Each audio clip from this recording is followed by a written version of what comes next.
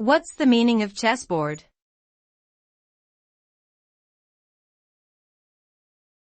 Chessboard.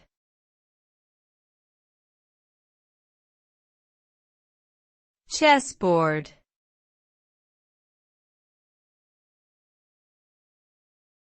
Chessboard.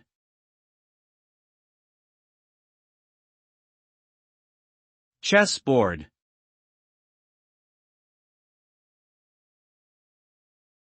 A chessboard is a square board with 64 alternating colored squares, usually black and white or brown and white.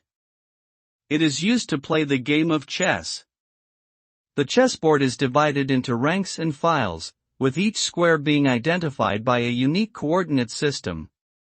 The pieces on the board include a king, queen, rook, bishop, knight, and pawn.